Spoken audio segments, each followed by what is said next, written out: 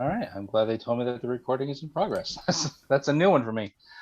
So welcome everybody to the next chapter of a Free Thinkers Corner Maze for Mystery events. We've got 4 more this week. We're changing it up a little bit, having a Tuesday night one, but we have one also Wednesday, Thursday. We're going to skip Friday, and we're going to go right to Saturday, which will be our last one. So tonight we have Carolyn Marie um, Wilkins. She's a healer, musician, psychic, educator, and author. Carolyn is the author of 5 books. Actually, I believe it's 6 now. Carolyn's mystery novels feature the crime-fighting exploits of Bertie Bigelow, a 40-something choir director and amateur sleuth living in the south side of Chicago. Her nonfiction work include Damn Near White and African American families rise from slavery to bittersweet success. Her new book, Death at the Séance, it's about a 1920s African American psychic falsely accused of murder. When she's not writing or performing or offering Reiki to students at Berklee, she maintains a private practice in healing and mediumship. Her New Age talk show, Carolyn's Psychic Playroom, can be seen monthly on Cambridge Community Television. Carolyn is also has an online class, Magic Communications: How to Talk to Your Ancestors. Carolyn, thank you very much for joining us this evening.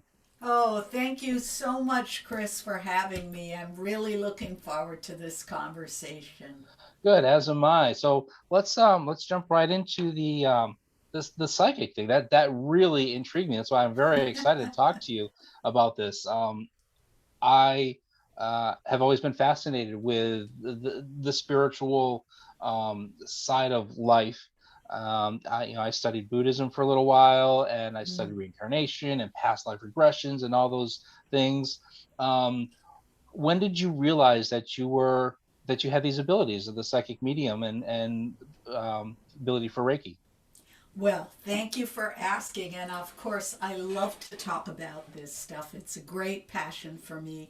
I have always, from a little child, been considered like a little sensitive, possibly slash odd, in that I was just always aware of things that were underneath the surface of the obvious things. When people spoke, I could feel that they would not be telling what their words were telling one thing, and my feelings would be saying, no, that's not what's going on. But I didn't really claim that and say, I'm psychic, because at that time, there was no framework for that. My parents certainly would not have been thrilled to say, oh, we have a psychic child. No, they wanted to have a successful child, a happy child, a normal child.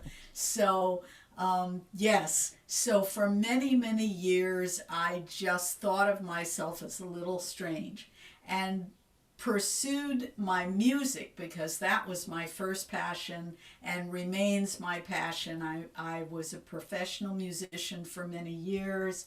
I taught at Berklee College and also some other colleges. So I went down that route and I redirected my creativity and my ability to channel spiritual energy. I put that into the music, if that makes sense. And so I did not really delve deeply into psychic phenomena or really saying, oh, I'm going to be a healer and a medium and a psychic until about maybe 10 years ago. I was a Reiki master for a few years. Before that, I've been a Reiki master actually 25 years. And for those who don't know, Reiki is a form of healing. It's kind of a hands on healing, energy healing system that comes from Japan that you study and learn. And I was always fascinated with healing people and helping people. So that came first. And then, about, as I say, maybe about 10 years ago, I started to really get interested in psychic phenomena. I began to realize that I was, in fact, connected to a world beyond this material world. I began to study, take courses. I traveled to England and took a lot of, study. And now I've been sort of having certified as a psychic and a medium for about maybe 4 or 5 years. I've always been, well, up until, well, a couple decades ago, really skeptical Mm-hmm. about, especially Reiki. I didn't know what it was, didn't realize what it was. Mm-hmm. But when my son was born, our son was born, oh my goodness, 24 years ago now. Mm-hmm. He had a lot of problems. He wasn't eating. He had high jaundice and stuff. Oh, And my wife's OBGYN brought in a holistic pediatrician. I'm like, nice. okay, do what you got to do. And she recommended a Reiki master. Nice. And so she laid him face up on her legs there and just, started, I guess, manipulating the energy around his head. And within a couple Mm-hmm. hours, he started eating. It was a good 24 hours before he started Oh, doing that. But so, now after having learned about it and researched it and talking to other people, we have a nice, really nice Reiki master here in town, a couple of them actually, mm, but one who's also a publisher that we work with, Mary Lynn Carter. Uh, she, I finally realized what it was, and that's what it must have been. And so it's still, I still am on the skeptical side until I experience it myself. But uh, it's still very interesting. Um, so what kind of you do seances? What type of classes do you teach? What type of things do you do? great. Well, I do a lot of different things. I think because of the fact that I'm also an educator and I've been an educator for so long. So, one of the things that I did was I built an online course that you can take through Udemy, which is like a very low budget kind of app where people can take classes, self study video kind of classes. And these are all on Udemy. These classes are all $20 or under. They're very affordable, they're fun, they're maybe 2, 3, 4 hours of material that you can learn a particular topic. And I thought it would be helpful for people to know how to communicate with their own loved ones who have passed over. A lot of times people will go to a medium or to a psychic because, they want to talk to their wife who has died or their grandmother or whatever. And although, of course, a good medium can be wonderful, and you will, if the medium is good, you can feel a sense of communication with your loved one.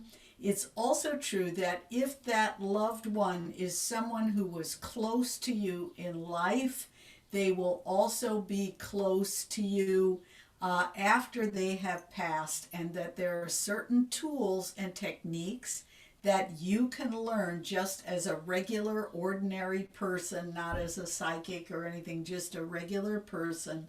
There are some things that you can learn in order to be able to communicate with your deceased loved ones. And so I created a course called Magical Communication, How to Talk to Your Ancestors. And that's available on udemy.com.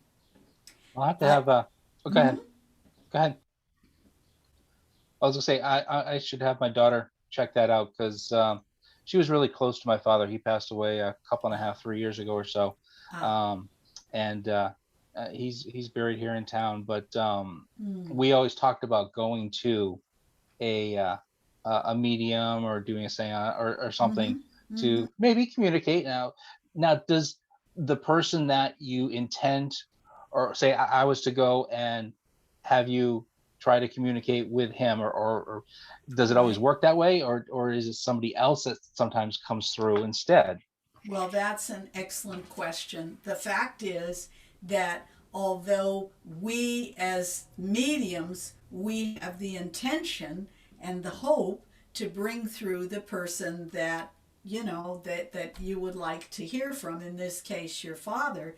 But the reality is that the spirit world, they may have a mind of their own. There might be someone who you hadn't thought of that you would like to receive a message, but who is right there present and makes themselves available to me in a way that I can see them and speak with them.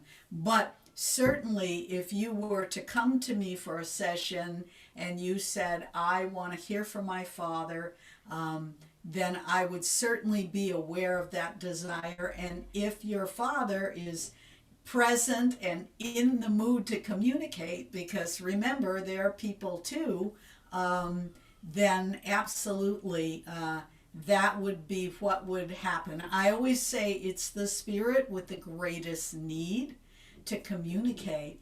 But your father, I want to say about your father just briefly, he strikes me as being a kind of a very funny person. Would you say that he had a terrific sense of humor, your father? He had an odd sense of humor, but yes. Yep. Yeah. Yeah, because I'm not, that's the other thing. When we talk about people, they come right in, Hmm.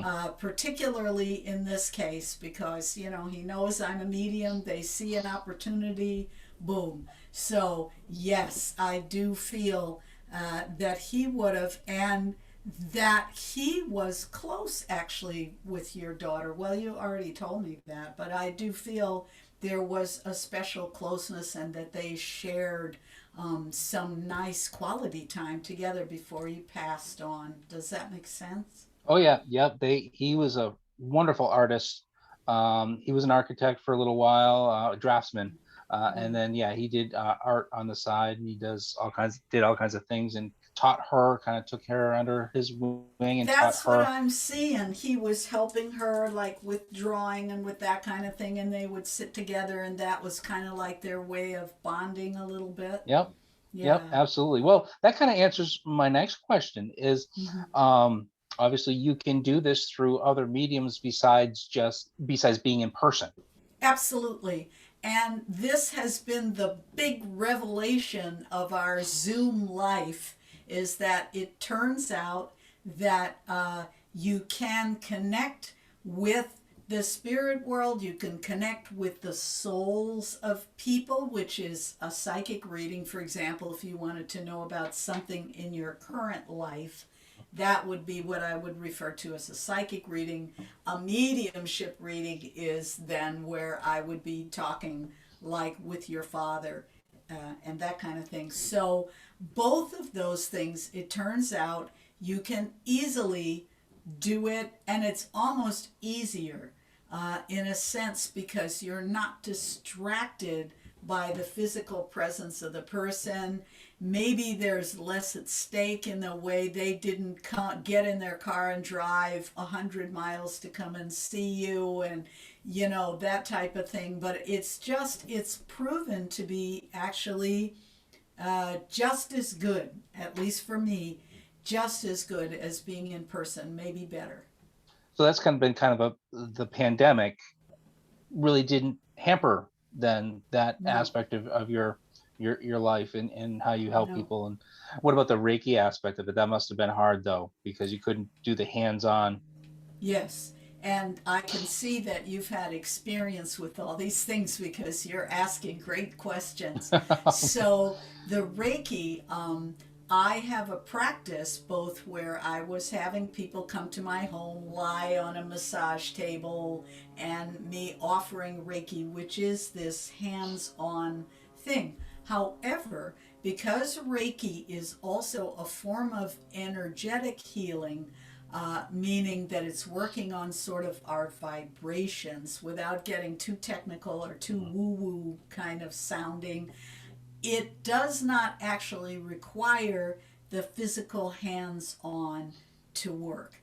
And there are higher levels of Reiki, as you may know, that can be offered to people at a distance. I could offer you Reiki right this minute with your permission.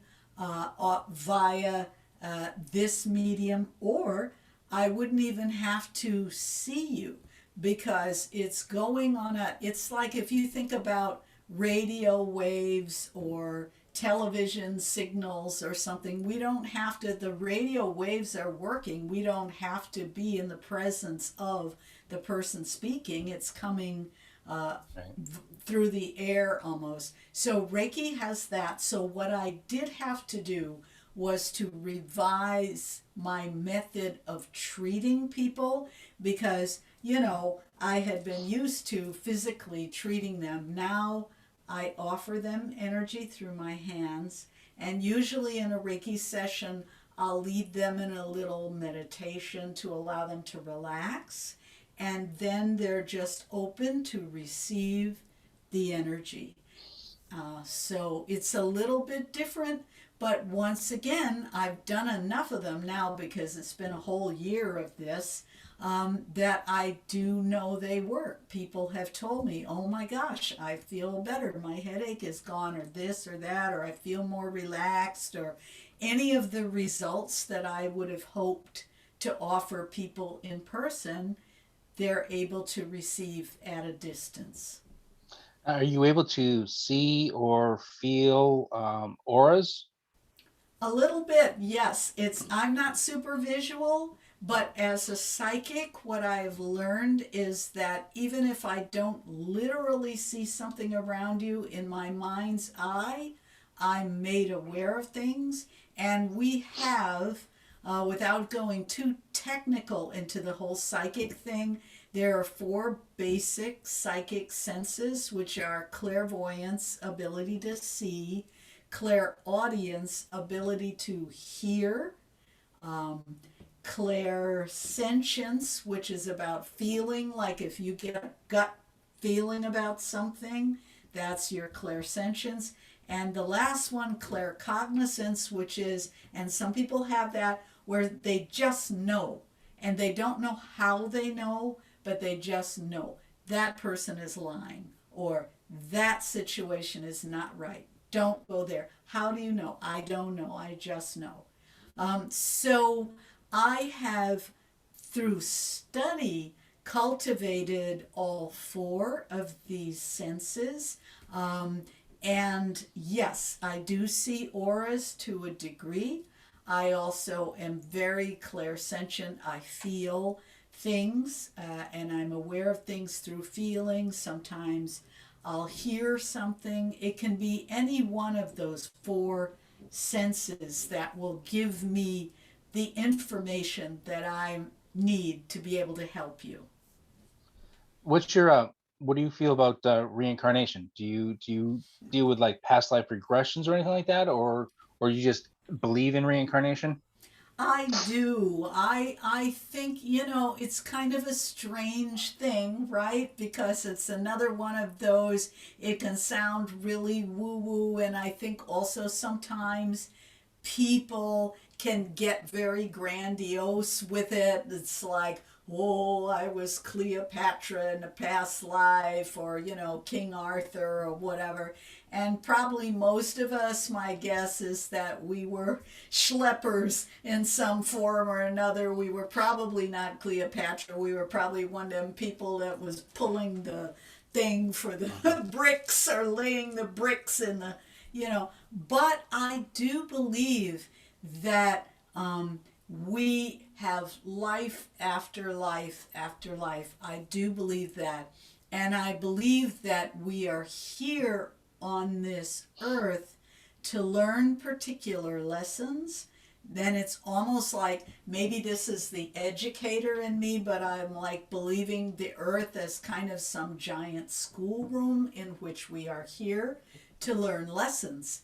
And the people we meet and the things that we do while we're here are all a part of our learning experience. And the big overarching curriculum is to learn how to love and how to live, with love for ourselves and for others. So maybe that sounds mushy, but No? yeah.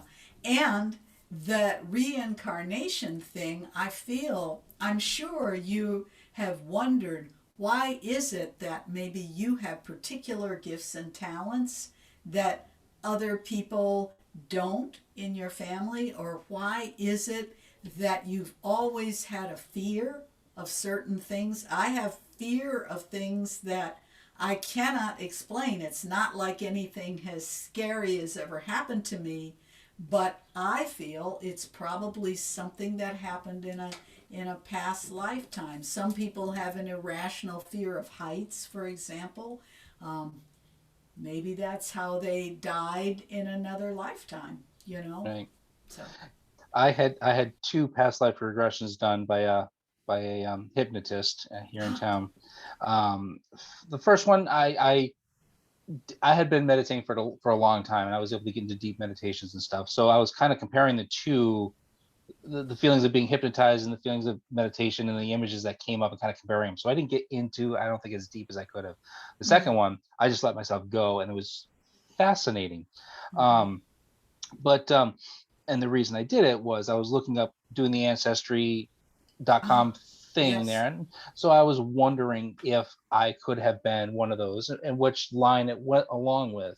Mm-hmm, Is it familial line, or are you reincarnated as just at random, or anybody? mm-hmm, So, but what you were saying about, having these certain characteristics and traits. So when I was researching it, they were the books I was reading talked about old souls and new souls. mm. And do you think,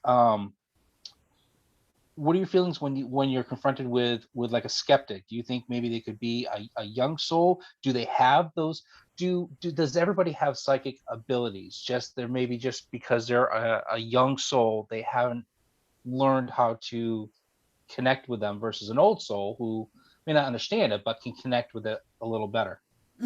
That's another excellent question. So, regarding old souls and young souls, I do believe that there are people at all different levels of development. If you think about the world as a school, um, just like in your school, you had kids who were like just jumped to the front of the class, and then you had people who were kind of in kindergarten, and then you had your eighth graders or whatever. Um, and I do think also, to your second point, that everyone does have innate psychic abilities. The word psyche, if I'm not mistaken, actually comes from a Greek word for soul or something like that. You can correct me if I'm wrong, but I think that that's where it comes from. And we all have these gifts. It's just that in some people, it's much more to the front, or they're just more interested. You know, people who are really interested, obviously, from the way you're talking, you're a person who's been interested in these topics of, reincarnation or meditation or those. And people who are drawn to those things, then you're going to develop even more of your natural ability.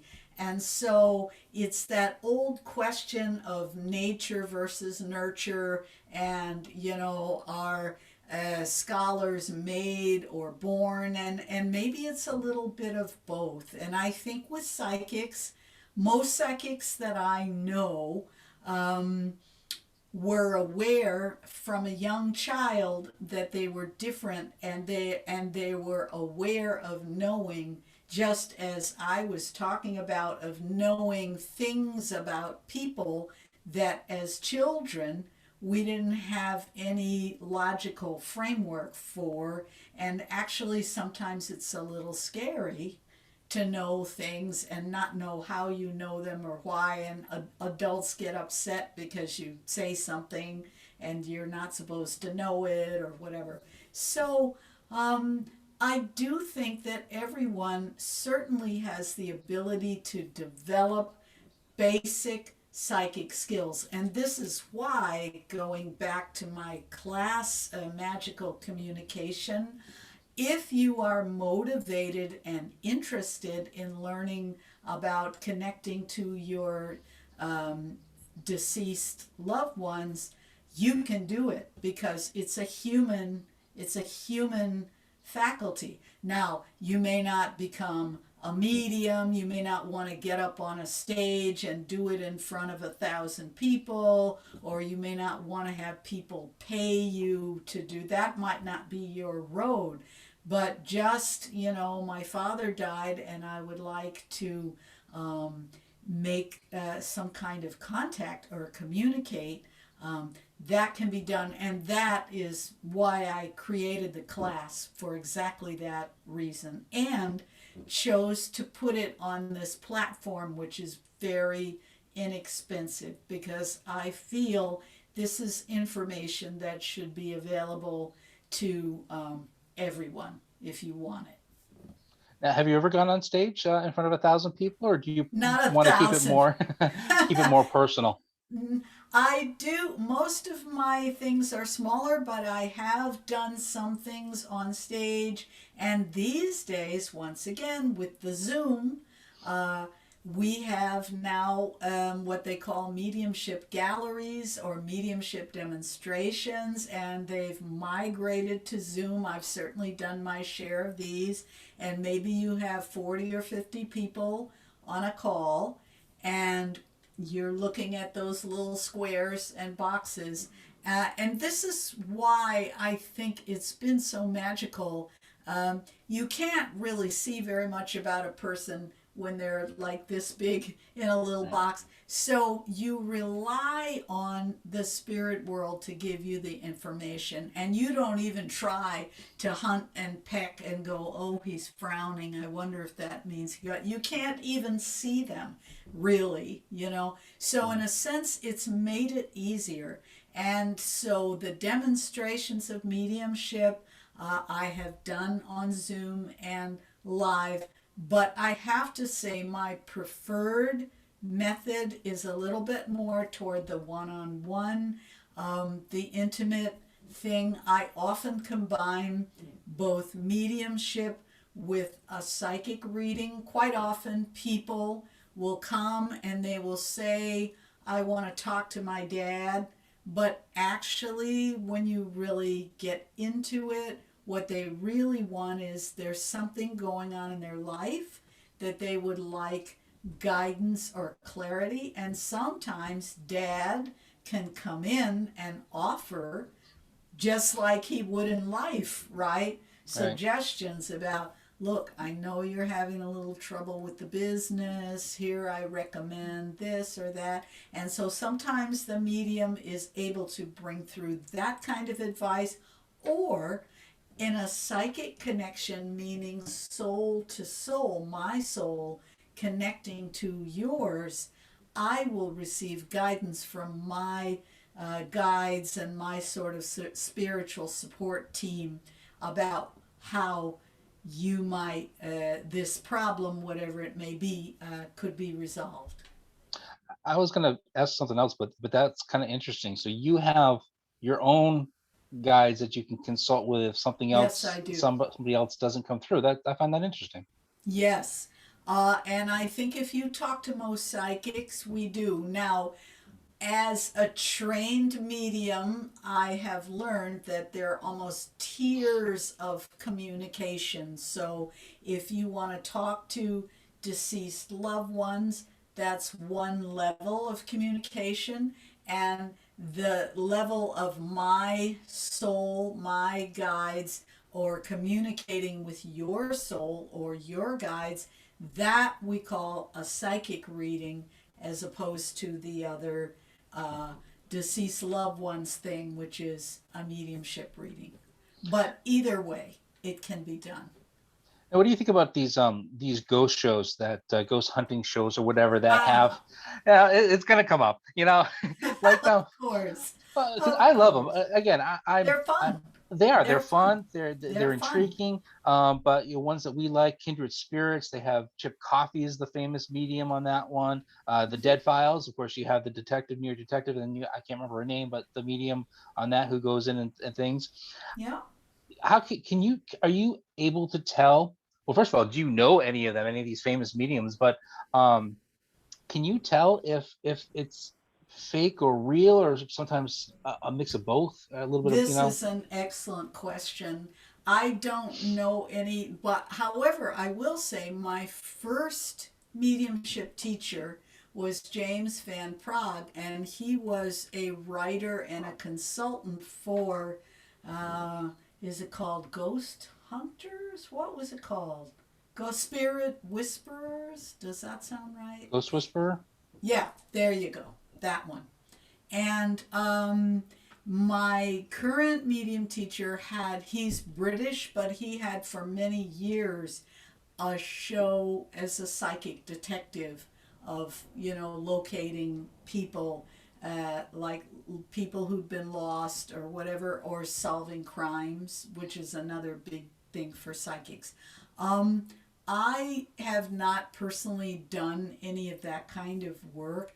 And what I think is, as a performer, because I am, of course, a musician and I performed in another context for many years, I think with any of those things, it's always a mix of the genuine and show business. That doesn't mean fake, but it's just like as a writer, okay? When you're writing a story about if your main character is a detective, for example, you don't show all the boring moments of all the things they do every day, like, brush their teeth or whatever. You only show the things that are interesting to the reader and that move the narrative forward.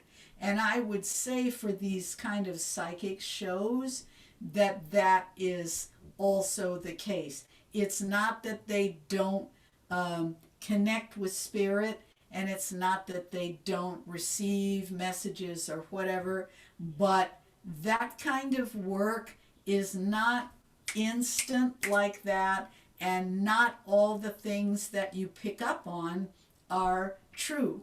It doesn't mean you're trying to spam people or fool people. It's just that no one is 100%. And I will say to you, or to anyone who's looking to a medium, if they go to the medium and every single thing that medium tells them, down to name, rank, and serial, if everything is completely 100% accurate, I would be a little nervous, actually, because I think it's an art rather than a science. You are connecting, I always tell people, through a glass darkly, as it would be a biblical way of saying it.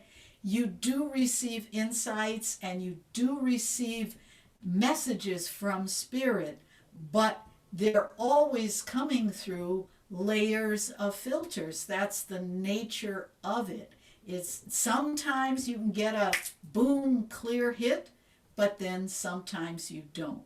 And on these kind of programs where people are looking for drama and a narrative and a storyline, my guess is that they just kind of cut out some of the things that don't hit the nail right on the head, or that don't move the drama forward or whatever.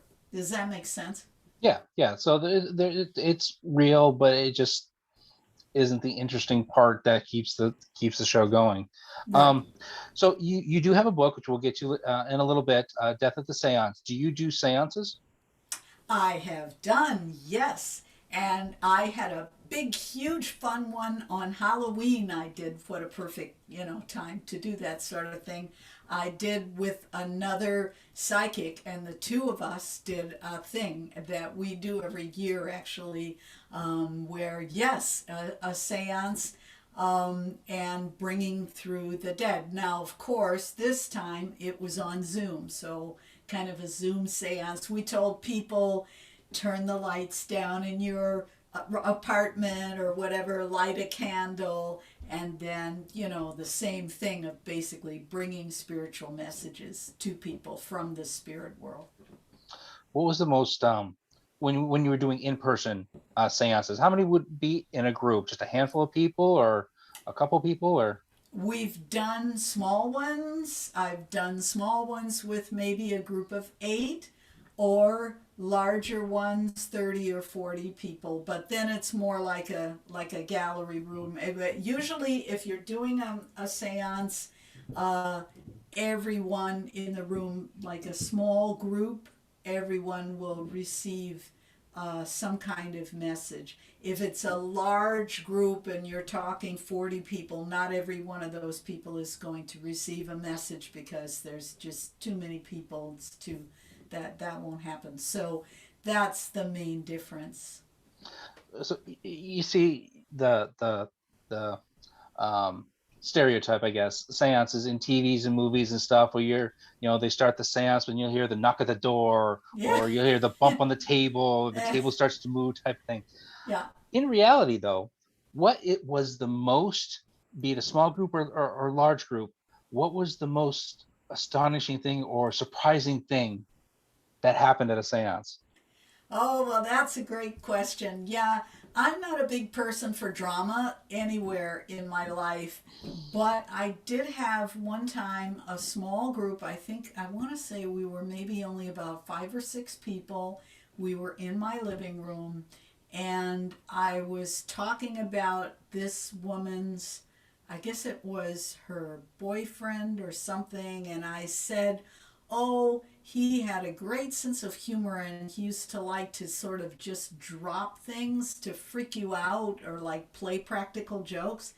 And in that moment, honestly, a plate fell off a kitchen shelf, and I don't know, I had this metal kind of serving platter thing, and admittedly it was standing on its edge, but it was nowhere near to be falling off or anything, and it just rolled off and clanged in the kitchen. And of course we all went ah, you know. And that was kind of broke everything up, but that was him. And I do feel, because he was a practical joker, sense of humor kind of guy, and she said later on this is exactly the kind of thing he would have done in life. Woo, woo. He was that kind of a guy. Yeah. So you mentioned that, and I can see music has been a huge part of your life as well. You can see in the background, you got jazz posters all around and stuff. So I'm taking jazz Yes, is your my genre of thing. choice, which is mine as well. I love jazz. Everything from in the store, we play Miles Davis to Yay. Billie Holiday to Beautiful. John Coltrane, and so just a lot of Mm. we try to do a lot of just instrumental stuff, but um, yeah, I used to play the saxophone Oh, myself when I wow. was in high school and younger. Nice. What was your or what is your instrument of choice? Yes, I'm still a pianist. I've been a pianist my whole life. My mother was a music teacher, and I started playing the piano as soon as I could toddle up to the keyboard and start making music. And so that's always been my lifelong thing. When I was in college, I actually was a percussion major. I play all the different kinds of drums. I used to play in jazz groups, play the drum set. I did some time in Singapore playing timpani for the Singapore Symphony. Um, but for the last many years, living in Boston, I was focused on jazz piano. I had a group called Spirit Jazz, and we would perform around the area. And I also sing and write songs. And so they were kind of this jazzy, bluesy, gospely kind of vibe. And I still do that, but once again, with the pandemic, all of that, as you know, completely shut down. And so I went online, and I'm now offering music online live, and I'm playing what I'm describing as trance healing, piano trance healing, in which I enter a trance state, which is a kind of altered state, not totally out of it, but somewhat uh, in a deeper state of relaxation. And from that place, I allow my guides and spiritual support team to play music through me. And the intention of the music is healing. And as we all know, music is healing, it just by its nature. But this particular music is almost like receiving an energetic Reiki sort of treatment, only it's music. And I'm doing that on Insight Timer. If you're curious about it, every Monday at 5 p.m. on Insight Timer, which is an app that you can get. It's free and it's for meditators and it's got all kind of meditations on there. And I go on there live and I do 30 minutes of piano trance healing. So this is where I have kind of migrated my music to. I'm still improvising, right? I'm still creating, but it's all now much more in the service of bringing through healing and mediumship in that way. So now, where does the writing come in? When did you start writing, and what drew you to writing mysteries? And you also have nonfiction as well, which we'll talk about. Well, let's start with, when did you start writing, and why? Is it just another thing that you wanted? You had the mediumship, you had the music, and you You wanted to try something know, else? I just always wanted to write. As a kid, and I would guess that if you own a bookstore, you're probably the same. I always loved books. I always loved reading. I can remember when I was in maybe the first grade, I wrote my first book, and my beautiful parents bound it up in a little thing, and I was like, I wrote a book. And so I've just always loved books and reading, and particularly mysteries. My whole family adores murder mysteries, and when we were growing up, I read all the Agatha Christie, the Lord Peter Wimsey, all of that, the whole Sherlock Holmes, everything. And so my writing actually began when I was asked to write a singing textbook by Berklee, where I was teaching. Berklee has something called Berklee Press, where they have textbooks that are written by faculty. And so they asked me to write a book about helping singers to learn how to rehearse with a band, play with a band, how to write an arrangement, how to, transpose things, a bunch of sort of different technical skills for vocalists. So I wrote this book, which was called Tips for Singers, which they published. But while I was writing it, I kind of had a revelation that what I really enjoyed was not so much just putting down these singing exercises and that. I mean, that was okay. But I was enjoying the actual writing. And I thought, ooh, I wonder if I could write a book that had nothing to do with music, that was just a book. And the first kind of book that I wrote was a book about my grandfather. I'm going to just hold it up, because this one is called Damn Near White, and it is about my family.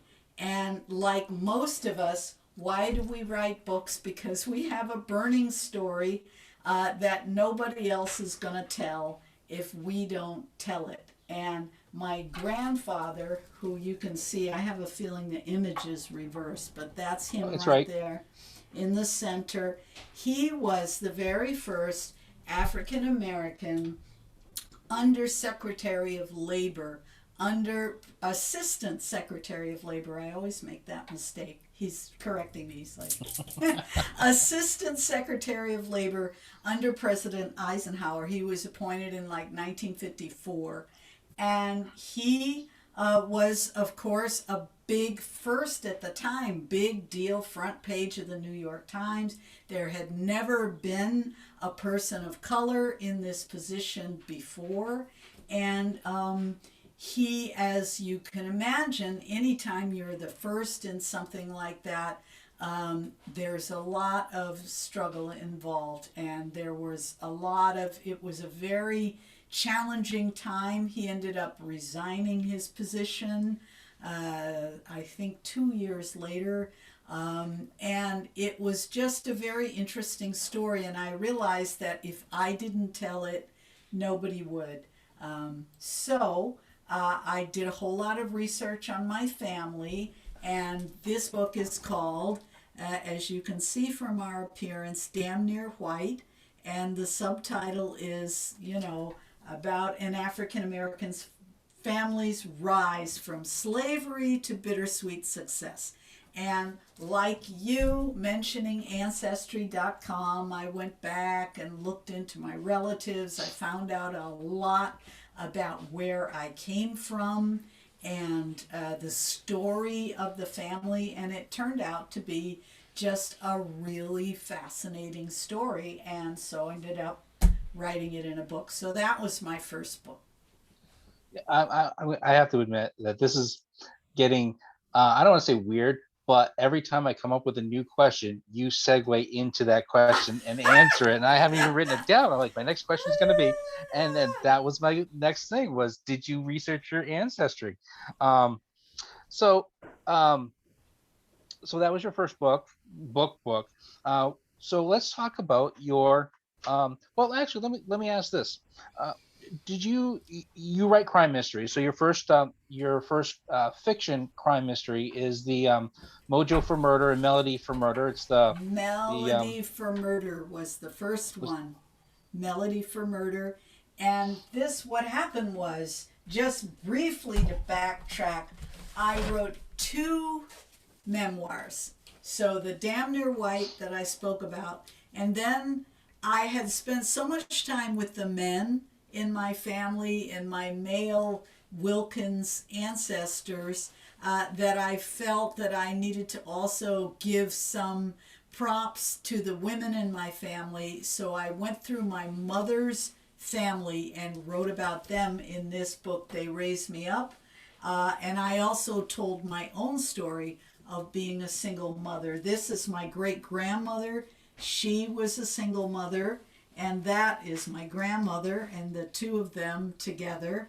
And I, for several years, was a single mother as well, raising my daughter. So the book is kind of alternates between my grandmother's time and great grandmother, and then me struggling as a very struggling wannabe jazz musician in Boston, trying to raise a young child. So that book, after I finished that book, to be honest, I was done writing about myself. I didn't want to talk about myself anymore, ever. I didn't want to talk about my family. And so I decided to write something I'd always wanted to write, which was fiction.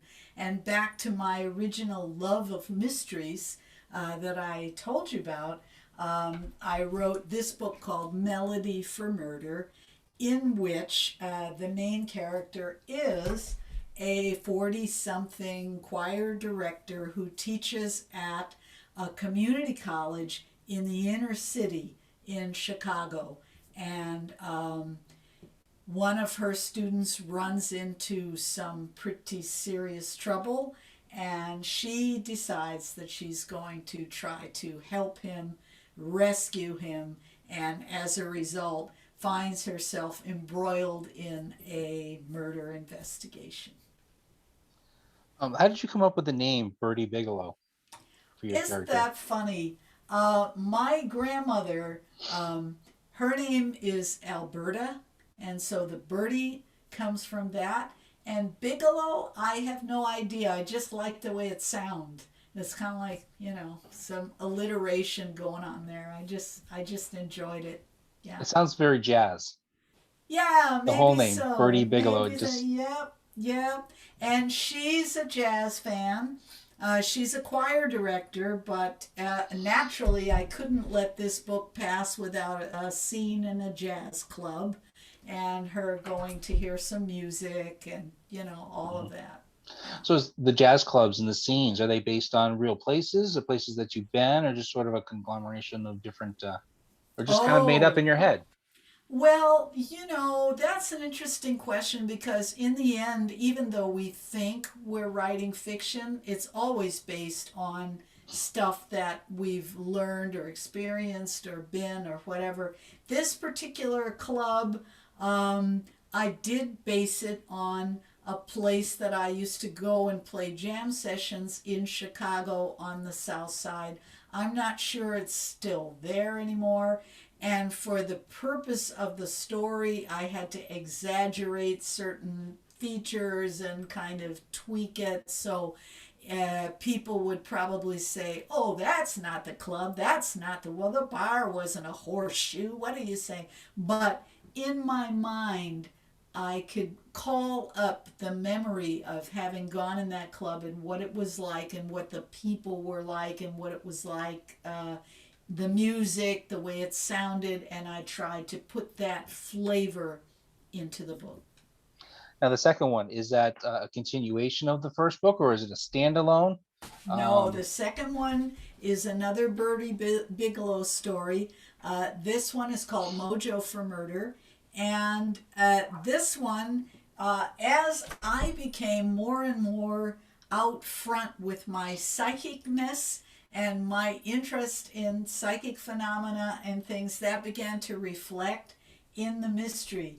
And so in this one, Mojo for Murder, my character Birdie and her girlfriend, their girlfriend is kind of in the doldrums of a difficult love life, and she's just been dumped by yet another unsuitable character.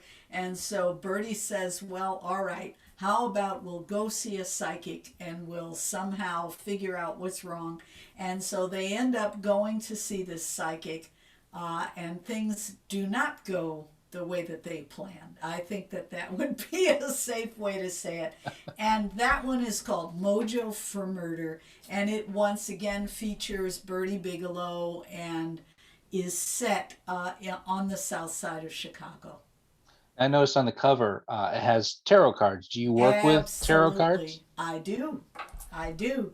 That's one of my favorite ways to work. I have several gorgeous decks, and what I've been doing, even with the piano trance healing, is pulling a card to offer a little bit of a psychic reading to the people before I then play, and the music is inspired by the card.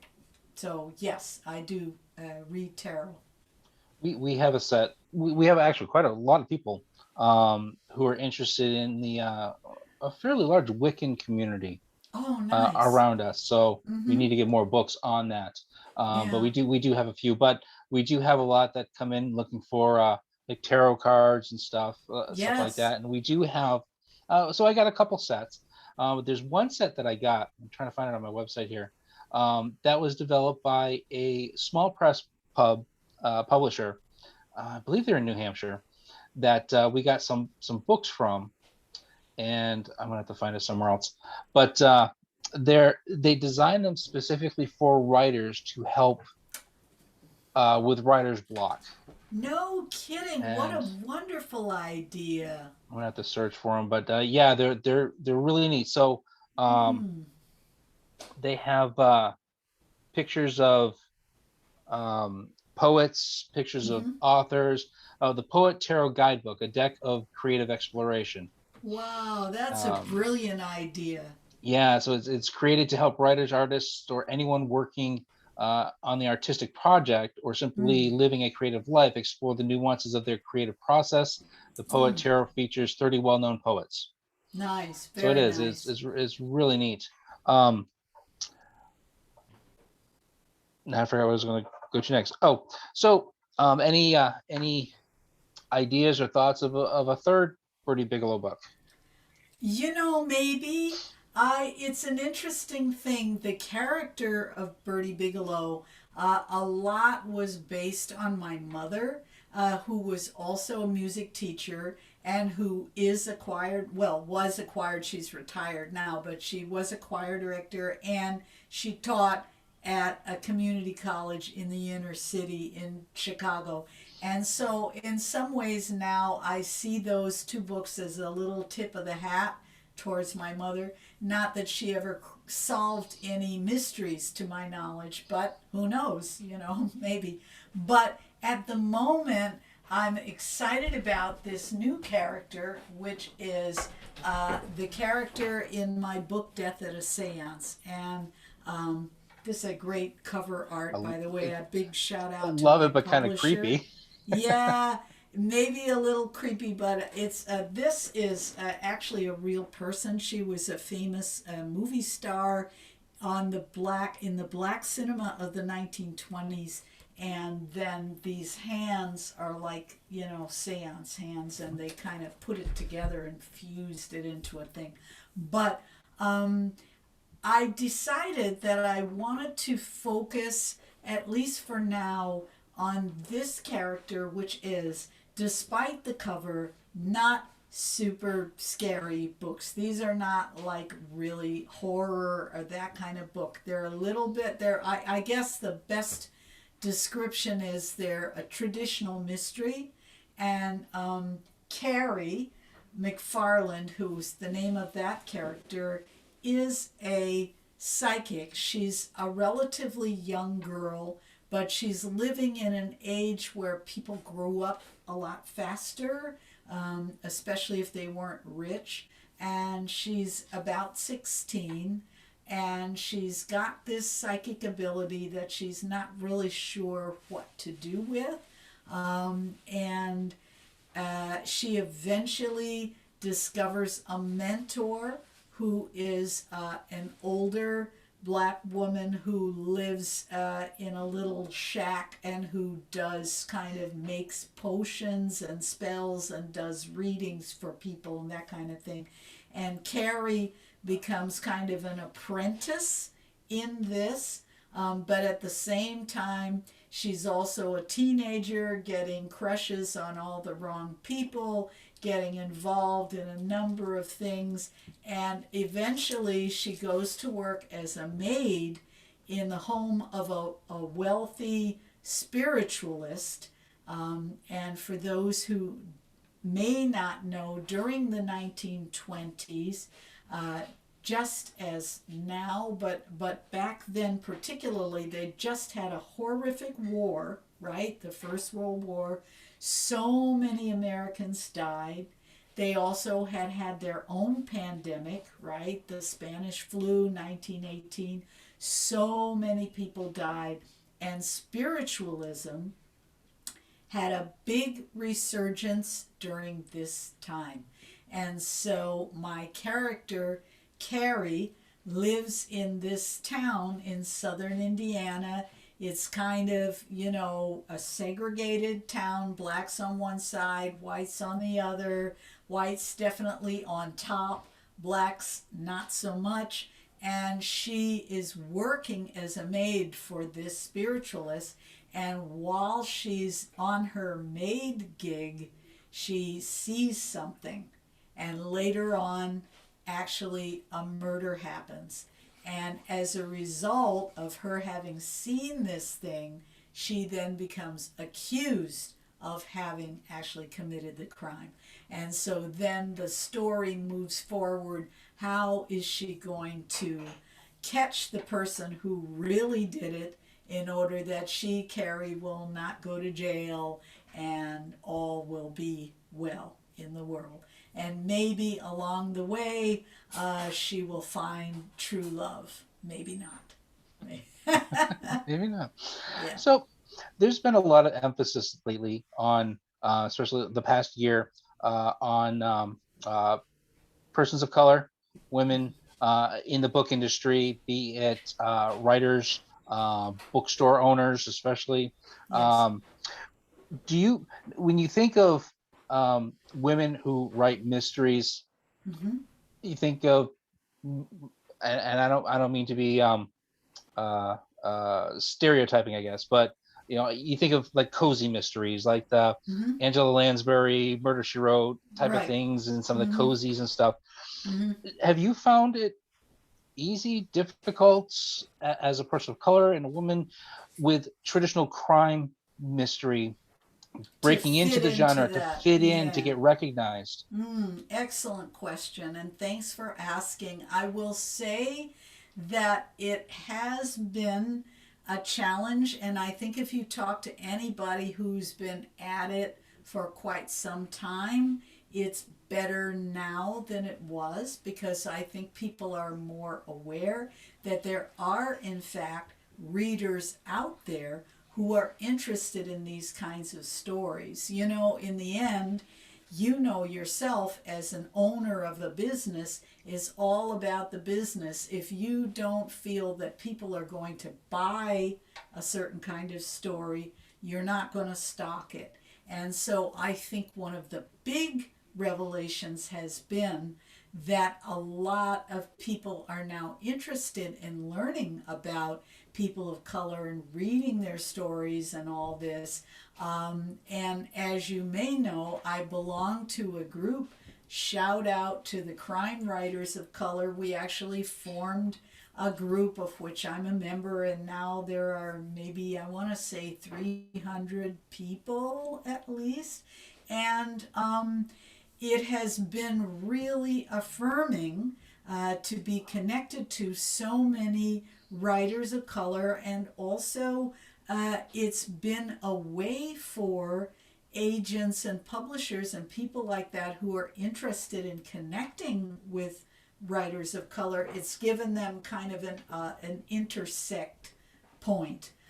So I'm optimistic. I do think, you know, like all these things, there's the danger that something could just be a fad and, you know, here today, gone tomorrow. I've read a couple of books, I've done my part, I went down, I protested one thing, I'm done. And the goal will be, of course, that people are involved for the long haul in making a commitment to a more diverse marketplace. But to support that, what I will say is there are so many great stories now being told, so many great writers of color, that I think people are just going to enjoy reading them and just be like, well, I just want to keep reading these books. And then that's going to help to fuel an even greater presence of authors of color, etc. And that kind of thing also, it helps that agents are now more on the lookout, publishers are more on the lookout, and we'll hope that that continues. I think, in fact, that benefits everyone. Sometimes people feel like, oh my gosh, well, does that mean that, you know, there's so few opportunities available, and now what about if I've heard people say, oh well, I'm just an old white guy, I'm not sexy, nobody's going to want to read my things. But I think if your material is strong and of interest, and of course these days we also have to do our due diligence with trying to connect with readers through events like this, that quality material will shine through. And particularly now that an extra effort is being made to lift up writers of color. And of course, that also includes the American Asian Pacific Islanders, to Absolutely. AAPI, and LGBT community, transgender, all the minority. Um, Absolutely. and so, do you hope that it ever gets to a point where it doesn't matter? A writer is a writer, and a good book is a good book. I'm hoping that that would be the goal, I think. And in the end, truthfully, just because you're a writer of color, if you write a bad book, it's not going to go far. I mean, that's always in the end. I think, particularly in the book world, because there are, I'm sure you know better than me how many books are published every year, but I'm Mhm. sure it's in the millions. And people, you know, if your thing is not at a level and people don't enjoy reading it, it's just, I don't care who you are, you're not, it has to be quality. Now, what other support groups or advocacy groups do you belong to? We have here, well, Sisters in Crime is a big one. around here. Yes. We worked with the Sisters in Crime New England quite often. In fact, I'm waiting to hear about the panels that we're going to do this summer, either starting off in Zoom, hopefully in person by the time we get to the third one at the end of the summer. They do they call it the Crime Bake every year, except for last year. There's Mystery Writers of America. Do you belong to any of those other ones, or just sort I of private do. groups that have helped you along in from when you were writing at the beginning to now? Yes. I am big on Sisters in Crime. I've gotten so much help from them. They've really been wonderful. I have people, more experienced writers, have reached out to me to offer, mentorship and that kind of thing. They have a thing called the Guppies. As you may know, that's for people who are just getting started and you want to critique, or they have writing groups. They have wonderful forums, as you just mentioned. I've attended many, and I even got to speak at something, I want to say maybe 2 or 3 years ago, at one of the Crime Bake things. They had a little forum on independent publishers, and I was one of the speakers at that. But I think they do a wonderful job. They're really trying, and they know how difficult.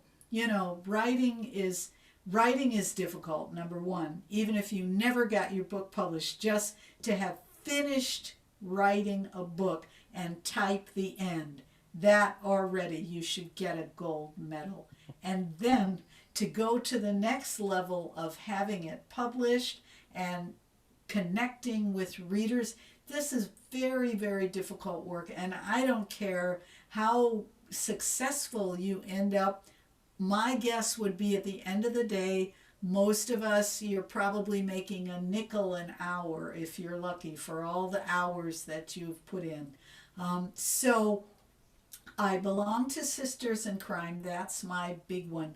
I do not belong to the other ones as of yet, but maybe. For me, the Crime Writers of Color and the Sisters in Crime, those have been my two main organizations that I participate regularly. So let's talk about your writing process. When you start writing, Mm-hmm. what do you do to get yourself prepared for it? We've had some who, let's just listen to some music, or while they're getting their space set up. We have one who is very spiritual. She'd bang one of those little tap one of those little gongs just to kind of get her in a mindset. Um, Others will, just grab a cup of coffee and get themselves set up, or some tea or something like that. What do you do to start your routine of writing? Well, this is, first of all, I'm one of these people that needs like a deadline. I need to know that even if it's a self imposed deadline that I give myself, by the end of the month, I'm going to have so many words written. And then, perhaps because I've been a musician all my life, and as you know, being a musician involves a certain amount of discipline, and I have always had a daily discipline of something, because a lifetime of practicing, etc. So once I have my deadline, then I try to just say, okay, every day I'm going to sit down first thing in the morning, and I'm going to write between such and such and such and such a time, no matter what. And for me, the best time of writing is early in the morning, early, before the brain is cluttered with a bunch of other things. But if I have to, I'll write later. Once I have my deadline and my focus, then I know that I will get it done. But getting it done will mean every day sitting down in the seat and just doing it. When you have an idea for a book, do you plot it out, or do you just write off the seat of your pants? Oh, I think especially for mysteries, I find it helpful to plot them, because the kind of mystery that I like to write, and this is, of course, the traditional mystery thing, there are clues, there are the red herrings, there are the kind of the overarching sort of structure of the story. And so I do plan out at least the big moments. As a musician, I would say the analogy would be I know how it's going to start, I know the key points of tension throughout the story, and I know how I want it to end. And then sometimes how I get between those two places um, may be something that I allow a spirit to just come through and write.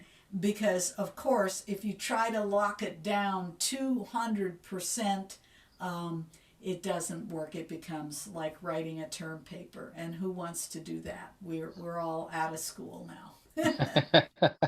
You know what? We're never out of school though. Your life Truth. should always be learning something. Um, Absolutely. so one of my next questions was, do when you get stuck on a problem or on a part, or even just when you're going and everything's going well, do you feel yourself channeling some sort of spirits? Do they help you out? Yes. Do you look consciously look to them, sit down and meditate and Yes. say, okay, I have this problem. What is this problem? And then, Yes. um, I have writing guides, and I have also my ancestors always wanted to write a book. I have a great aunt who always wanted to write a book, and she never did, but I feel her around me and encouraging me. And when I get discouraged and like, I don't want to do this, they're like right there. And it isn't like they'll just necessarily say, write this exactly. It's more that they offer the encouragement to remind me that I can do it, that I'm supposed to do it, that they're going to encourage me to do it. And then sometimes I'll just go to bed, and then when I wake up in the morning, I'll have a fresh idea that I did not have the night before. so if you do have somebody come through, a relative, like you said, your aunt, do you know it's your aunt? Do you know it's your great grandfather helping you in this particular moment? Or Sometimes you do, yes. Sometimes you know, particularly if it's a person you actually knew, mm, because they talk to you the same way they talk. I can even in my mind hear her voice. Um, but then there are other guides that you just feel a presence and you can't exactly identify. But my view on that is it kind of doesn't matter. The proof is in the pudding. It's so what did they tell you? Did they tell you something helpful? If you've just had the most amazing woo woo experience, but you're no further along on your book than you were 2 weeks ago, then maybe you need to fire that guide and find a new one. Because it's all about, in this case, putting words on the paper that will hopefully impress and bring pleasure and joy to your readers. now, are a lot of these visions or more auditory or just more thoughts that sort of come into your head? And Well, this is once again going back to those four psychic faculties that I talked about. Um, Clairvoyance, sometimes I'll see something like a scene. You know how when you're writing and you'll just get a very clear sense of this is what this person looks like, or this is the way the murder scene has to look, or this, and you'll see it, you know. Sometimes it's a message. A word drops in my mind suddenly, a turn of phrase that a person might use, or their way of their voice. Um, all of those things. Sometimes you just know this is how it has to be.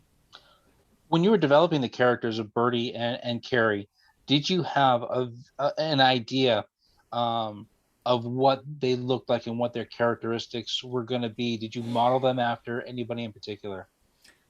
Yes, as I mentioned, Birdie is kind of modeled after my mother to a certain degree.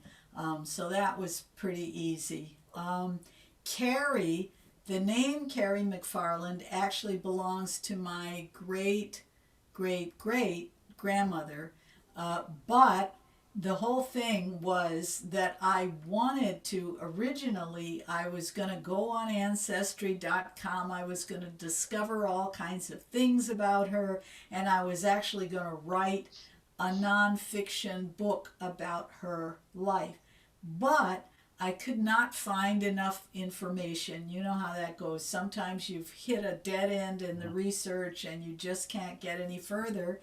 But yet she stayed with me. She was such a sparky, strong character, and I thought, you know what? I have no idea if she were really a psychic or not, but she did live in southern Indiana at this time, and she would have experienced some of the things that this character experienced. Why? Because that's what was going on in that time. And so I just kind of took that inspiration. Well, what would she have been like if she were a psychic? What would she have been like? I do know that she had at least 5 husbands. She was very sparky, very spunky. And later in life, when she was older, a formidable woman of whom everyone was a little afraid.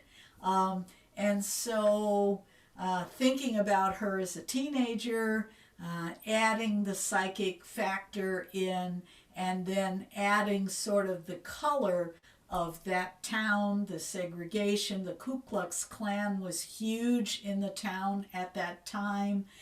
So all of those kind of experiences that my great would have actually known something about, because that was the era. So yeah. So besides the ancestry, because it's said in the 1920s, what other research platforms did you use for clothing, speech? If you worked in a Yes. certain dialect into some people put the Irish dialect or a Boston dialect into their text, Yes, yes. clothing, cities, things like that. What other research platforms did you use to? Yes, excellent question. Because we do always need to research, right? Hmm. And this is where I must say the internet has made life a lot easier.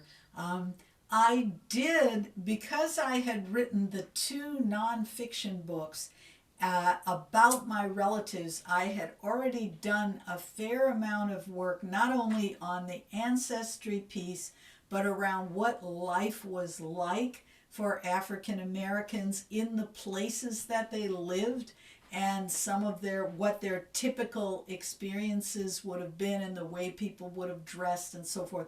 So I'd already done some of that work, but obviously I had to do more. I did a whole lot of research on Evansville, Indiana, which is the thinly disguised location of my story. And there are these wonderful books, as you probably know, and now I'm blanking on the name of the publisher, but they're about towns. The name starts with A. I can't think of it, but they're books of basically photos that have lost copyright, and they're just photos of the town. They're like postcards and photos and historic, things of, this is our Evansville, this is our Peoria, this is our, I'm sure they have one for Dover. They have them for all over. And Oh, Acadia Publishing. thank you. I Okay. knew it was As an soon as you A started, word. yep, yeah. Yep. And so that one, but also just a lot of stuff on the web. There's a great book called, I want to say it's called Only Yesterday or something, by Frederick Allen, maybe. That's all about what life was like in the 1920s. What did people eat for dinner? What time did they eat? What did poor people do versus rich people? All of those kinds of things. You do want to. I'm not super, because I'm basically writing a murder mystery, I'm not going for 100% accuracy, but you can't have, someone picking up their cell phone. It has to, you have to stay within the history and find out how often did they use the phone, who drove cars, who didn't, where did they walk, did they take the trolley, what they do, that kind of thing. So back to the the plotting of the book. You Mm-hmm. had mentioned, you got to put in the mystery, the killer, the this, Yes. but the red herrings, the clues. Have you Yes. ever, so during your editing process, Mm-hmm. um, have you ever found that you were caught up in your own red herring and had to go back and fix a whole part, a whole chapter, just a couple lines? Oh yeah. You've got that's part of the joy of writing, and the thing of balancing that plotter versus pantser thing that you talked about before. Sometimes you get so excited and you get carried away and you start writing a scene and the characters start talking almost on their own, and before you know it, your plot has taken an entire left turn from where you had thought that it was going to go. And the question is, will you keep that? And sometimes you should, because those left turns often have a freshness and an aliveness that the more plotted out thing doesn't have. So it's balancing, always balancing. Yeah. What how big was the biggest chunk that you actually had to rewrite because you took one of those left turns and then realized at some point, wait a minute, I did this other thing way back here, so it doesn't make Yep. sense. Yep. No, no. When I did my I've had to rewrite like nearly an entire book Oh because of goodness. that. Because when you get to the end and the ending is not satisfying, you have to go back. And because it's a mystery and everything is interwoven, you have to go back and find the thread that is not satisfying. And it's just like, like in sewing class, they had that seam ripper and you take out the seam and do this is like that. You have to go back and back and back until you find where was the problem. And sometimes it's helpful to put the book away for a while and then come back to it later with a fresh mind. That happens too. Back to my point of probably a nickel an hour, maybe a penny an hour, to be honest, if Uh, that. do you share any of that with your guides? Fortunately, they're no longer interested in money. So when you are getting input from your guides, Mm-hmm. has it ever gotten too much where you have too many thoughts or voices or feelings or something at one time, and you just gotta say, okay, just stop for a second. You have to balance. Back to my thing of balance, and this is why I've actually had a lot of training. I mentioned that I've studied with quite a few people, and this is one of the main things that you learn is when you're first receiving visits from the spirit world, they would show up whenever and wake you up at night, walk into your bedroom, hey, and you have to learn, just like with living people, you set boundaries and you sort of say, my office hours are between 9 and 5, or, I'll be happy to talk to you. It's the same thing. You learn how to um, not necessarily just be open all the time to the spirit world or that, because that becomes very overwhelming. And we are living here on the earth. We're here in the material world. This is where we're supposed to do our main work, and the other things are there to help us, but we're not supposed to live there. We're supposed to have them visit, but we live here. Yeah. I hear that a lot on the ghost hunting shows and those type of things where it's like, you can't follow me home. You have to stay here. This is Right. your house. I'm going That's back right. to my house. Um, That's right. so when you're done, so you went with traditional publishing, correct? With your books versus, Yes. why did you choose Yes. traditional publishing versus independent publishing? Well, I guess I was just kind of a traditional girl, I should say. Um, The very first book that I did, the singing book, was published, traditionally, and so I kind of got used to that idea of having other people to edit it and to design the cover and to do all of that. And my nonfiction books, I was blessed to have a university press that was interested, because my grandfather, as I mentioned, he was from Missouri, and the University of Missouri has a very robust catalog of African American history and Missouri history. And so they were interested in my grandfather, so I was able to persuade them to do both of my memoir books. And then when I went to doing my murder mysteries, I found a small publisher called Pen L Publishing, and they do, it's traditional publishing, but the books are print on demand, so it's not the kind of publisher, unfortunately, that can get me into the airport or that kind of thing. But they do publish print books, as well as the majority of their books are ebooks also. So when you're done editing your port, how many edits do you go through before you turn it to the publisher for Oh my their editing gosh. process? Easily, I would say 4 or 5. I try, because I find that things slip through, and especially with a book, it's so long. There's so many details. There's so many little things, and you think you've caught everything, and then you're reading it again, and it's like, oh no. So yeah, I go through it many, many times. I ask other people to read it so that they can offer, and of course, they see all kinds of things that I don't see. And then I go back and revise it again based upon, what the comments of my readers, both who are both experts like other authors, and also just regular people who like reading mysteries.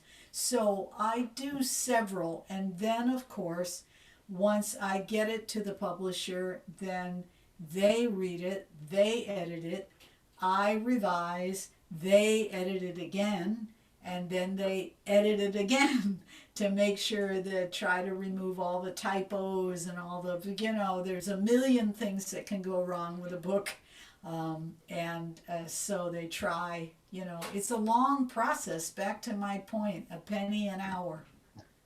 Do you use other professional psychics to look at certain parts of, like with death at a séance, where Mm-hmm. she's a medium? Just kind of, you've obviously based it on a lot of your experience and stuff, so you know a lot of that stuff. But do you kind of have them kind of read it over too to? Oh, psychics love murder mysteries. They do. I've had a lot of my psychic friends read it, not so much for fact checking, but just for the fun of it.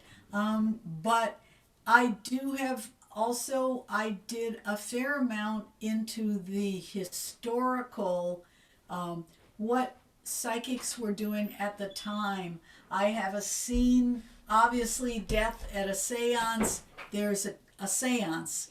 And so, rather than the modern kind of thing, what we do now, what did they actually do in 1920? What would it have been like? What were some of the things? And people in that time period were obsessed with Native Americans, and they had this whole thing about that Native American spirit guides are coming through and speaking to them, and there was all this kind of quasi-racist kind of thing in which, white people would put on headdresses and do Indian dances and build wigwams and everything because they were communing with their Native American spirit guides. So I do spoof that a little bit in the book as well. But that part I had to not ask current psychics, but rather go back and research and read. So for some of those parts there, where you're talking about the Native Americans and stuff, did you use sensitivity editors, or does your publisher use them to I know it's the 1920s, and so there's certain terms and things that are used at that Right, time that you probably put into your book and stuff. But right. to say, well, that's accurate for that time, or they say, you know what, maybe not, maybe you should I use this phrase try or to something. avoid things that I think are going to be egregiously offensive, and try to weed those out. And so far, so good. No one has, said to me, "Oh, Carolyn, I really wish you hadn't written thus and such a thing." And I do think, as you say, you also have to be to some degree true to the time period, Yeah. because otherwise it's not believable, and you need for your story to be believable.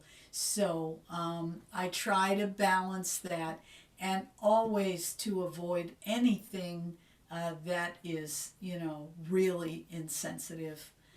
It just take it out. So, tangent here.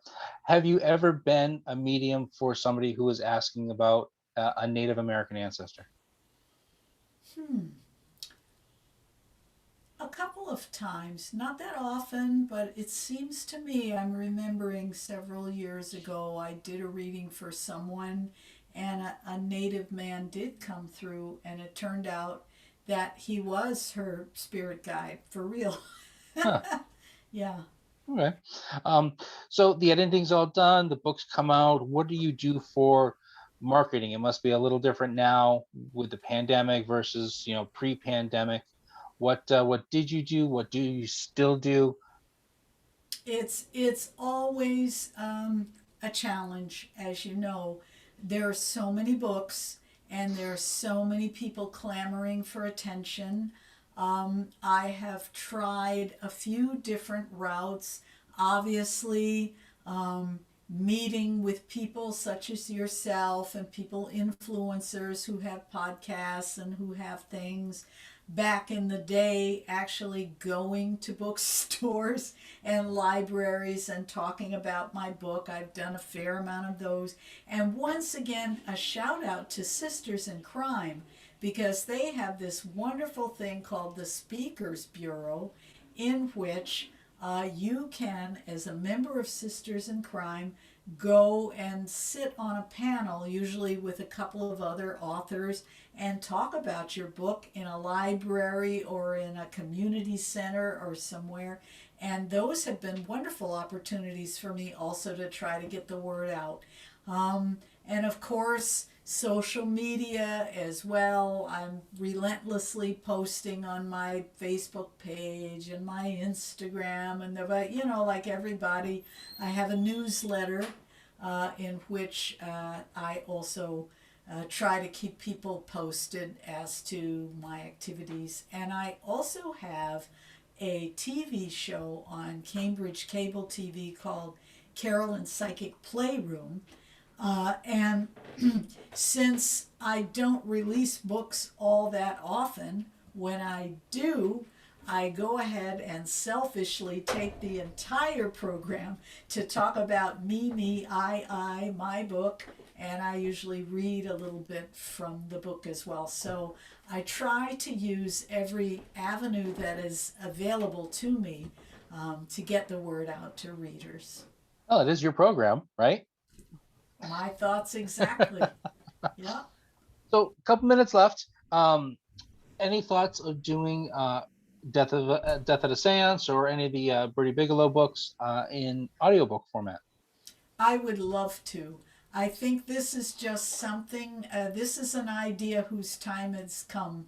Even maybe when I wrote the first Melody for Murder, which was, I want to say, maybe 2012 or something like that, audiobook was kind of like this novel thing, not everyone had one and that. But now it is par for the course, and there are wonderful audiobooks now coming out that have music. They're really trying to take advantage of the format, and I was thinking how cool I could have music, because of course I have music that's mine. I own the copyright. I could have music and read the story. So I do think that eventually I will do it. It's just a matter of having the time and the money to do it because it's not cheap, all those hours of recording.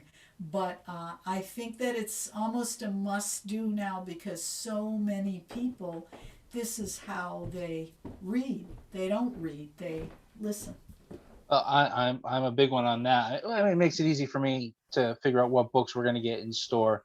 I can sit Exactly. and turn my audiobook on when nobody else is in the store and start listening to it. Back and forth to work, going out and doing errands and stuff. Yeah, they're huge productions now where you could That's have the right. music at the beginning and rolling in, and then the prologue on top of that, and Yep, multiple voices, different exactly. actors and stuff. Would you want to narrate your own books, or have somebody else do it?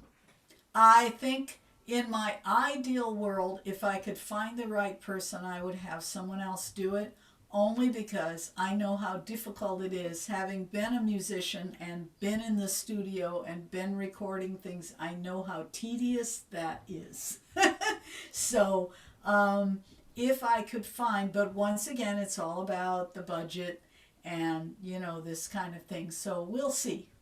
If your budget is unlimited, you could have any voice actor or actress, or TV movie actor actress that could play Birdie or play Carrie. Who would it be? Oh my goodness, gosh, I don't know. I've always been a huge fan of Halle Berry. I don't know. I hadn't ever really considered it. Maybe some of the younger people that are out there, some really talented younger actresses now, because it would need to be for Carrie, someone who was, Carrie is only in this second book that I'm writing, she's 18. So someone with a kind of a younger attitude. I have to think about that. And Yeah. there are so many audiobook platforms out there now besides the obvious mega audiobook platform there, whose name shall Mm, not be named. But right. one that we work with is Libro.fm. Oh. We have a link to their sites. A lot of bookstores do that, and Mm, portions of sales through our affiliate link from them, we get a nice. portion. We get a portion of. So they've been very helpful, especially in the pandemic times that we're Mm, still in, mm, supporting us. So Libro FM, something to keep in mind. Um, nice. but a final question there. You just mentioned that in the next book. So that was my question. Is there going to be a sequel to Death of a Seance? Well, so she is. She's going to be a little older. How, without giving any spoilers, of course, how far along are you on that? What's the premise of the story going to be? Well, I am toiling as we speak. That's the best way to put it. I'm in probably about draft number 4, and I think it will probably go through a few more drafts.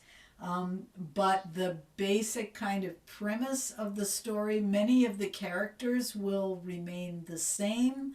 But Carrie has come a little bit further in her psychic studies, and she's actually being asked to use her skill at finding people to find a girl who's gone missing.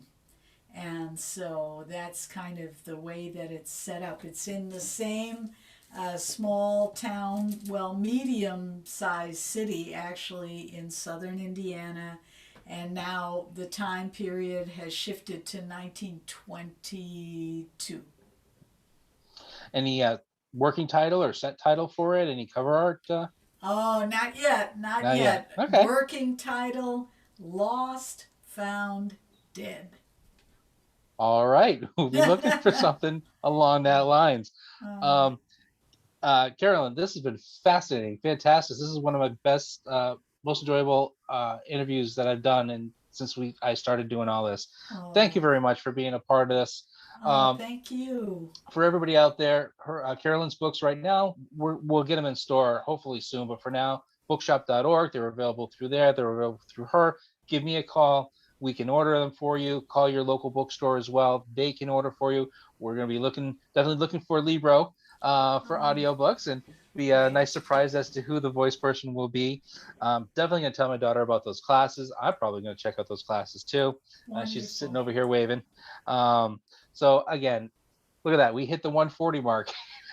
Lovely. Oh, that's wonderful. And I will say one last thing. If people want to find out about me, they want to book a psychic appointment with me, you want to find out about my classes or my books or my music, www.carolynwilkins.com. And with that, I bid you have a good night. Thank you so much, Chris. Good night.